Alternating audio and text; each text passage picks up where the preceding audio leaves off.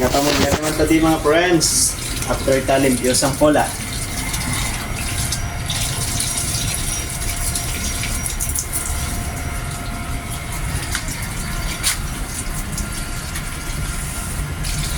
So needed gina-nourishment sa aton mga tanom mga friends kay tungod sang grabe ka init na gid mga friends. Boom.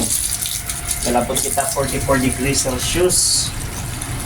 Dili sa kapis. So kailangan bigyan bunyagan ta gid aton mga tanom na mga friends. Kay needed man nila mga friends sang nutrients sa ila.